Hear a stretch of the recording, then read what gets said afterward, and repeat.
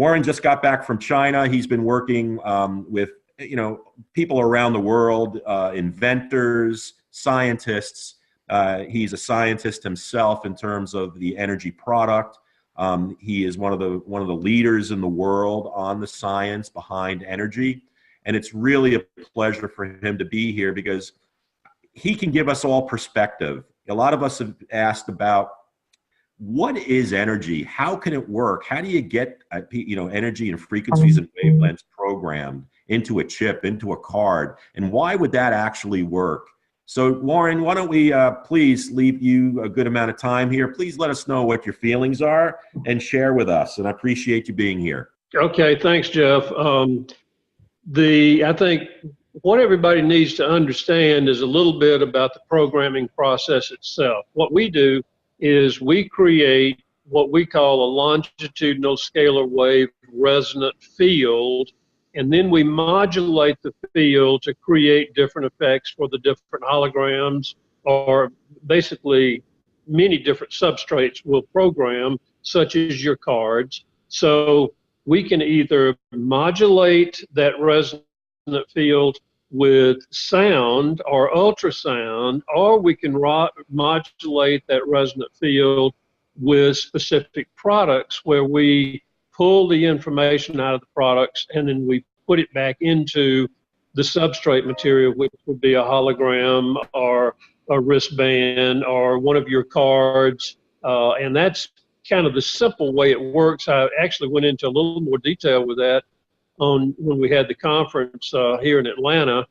And then the other key point for everybody to understand is then it's all about resonance. So let's say I put calcium into the hologram. Well, the calcium in the hologram then, once it's on the body, is going to go through the skin and go into resonance with the calcium in the body. So if the calcium in the body is low, the hologram is going to tend to bring the calcium levels up. And we do a lot of strip testing in the lab.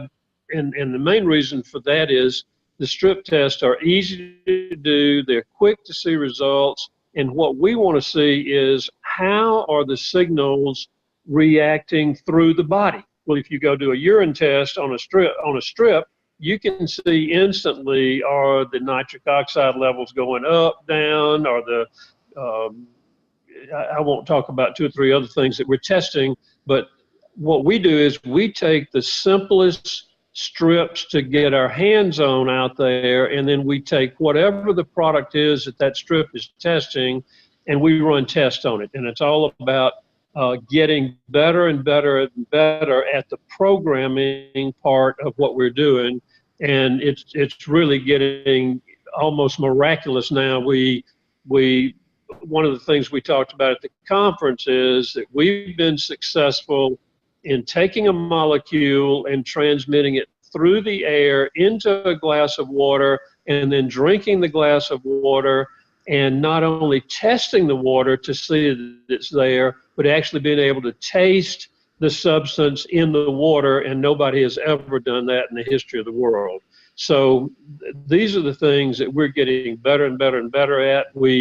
Part of this trip over to Asia, my wife and I were over there for about 3 weeks. We were in Singapore, Seoul, Korea, Shenzhen, China, Kuala Lumpur. So we did the rounds. I've got 2 plants over there that I'm working on an enhancement for the EMF disc to make it much stronger. And the concept with that is the way you're doing the current one works good, but I think we can actually even enhance that further by creating the modulation on the signal that's come from the tower. So if you take your cell phone, the activation with the tower is always coming from the phone to the tower. It's not the tower coming to the phone. So when you move locations, your phone will ping the tower to tell the tower you're at a different location.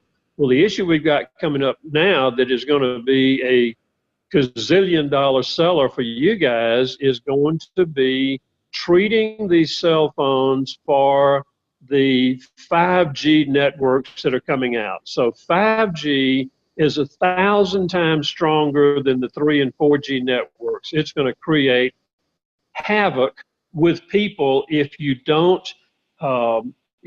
treat it properly. So what we have designed, and I've got medical doctors I'm working with, electrical engineers, all sorts of things. We are going to set up a system. You've got to put your strip over the bottom part of the cell phone on the back. If you have an Apple phone, an iPhone, you're going to need to put it across the very top where the antenna is. And here's the logic. When that cell phone pings the tower to tell the tower where it is, it's got to ping through the antenna, then through the hologram to get to the cell tower. Then when the cell tower answers, it's got to again come back, go through the hologram, into the antenna, into the phone, and into your body. So if we put positive biological information into that hologram, it is literally impossible for that signal to not act like a carrier wave and pick the information up as it goes through the hologram. And I think this is something that is just so important for everybody. And we can do the same thing with routers in the house. So anytime we've got a situation where the signals are going and coming from one source to the other, we can use the EMF disc on the router, on the antenna part of the router, so we know it's picking up the full brunt of the signal.